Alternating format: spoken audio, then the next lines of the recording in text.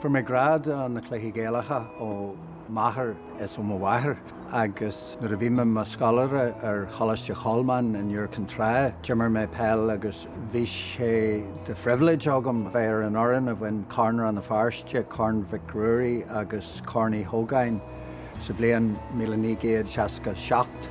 A Chairde Gael ar son Common Low Class Gael ar Gwaha while an fara na fáilte a choróh go Park Low Class ar Gwaha. Thosaigh me torthaí na bhógraí an seo a bhart na Low Class sa bbliain 1990 begrálum gol hig Park na Eile fad a Conde cluichí club na cluichí Conde na beidir club a goscail Park a Ure. Nar a thosaigh me sé an cospóir a chur me Rome Cumáile ólas a thuirte maith na an Gaeilge a churthan cin. Tá rial amháin sa chéad chuid den tróirí oifigiúil a deir gur cheart do Common Low Class Gael a bheith gríomhach a churthan cin na Gaeilge. Sílim go bhfuil teagmhail níos fearr ar dhaoine fan Gaeilge de tharbh a go leisin siad é chomh minic sin agus go bhfeiceann siad scríofa é. Thuigeann siad in sílim gur rud táhachtach sa Gaeilge. Agus de sulas agam go mbeidh sé bheith sult as an chluiche.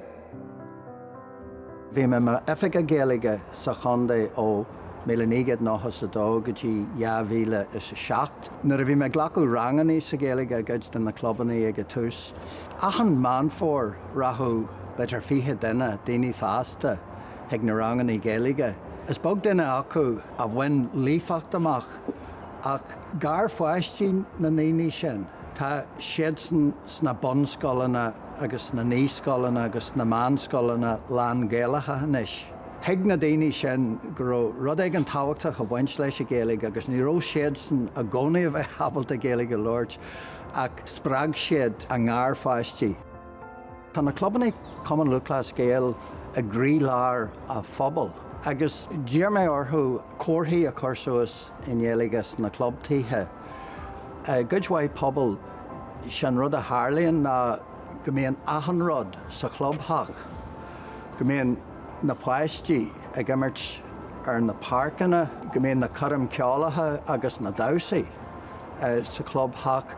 Agus ar mhaithe le leas a phobal atá Common Low Class Gael beo ní amháin fahanne cluichí a imirt.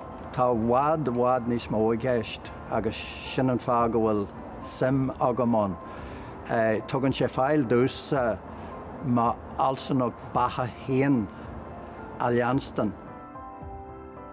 Lóir sé mas haoine fa sin fásta, dúirt sé gur bailach í an Gaeilge le bheith at home with themselves. You know, le teachta dír orthú haon le heachtain na bhaile. Agus tá Common Low Class Gael bainteach leis a phróisis sin a le. Mar dúirt me é hocail am a chreidmhar go bhfuin é ach jo me bás go hachasach inis.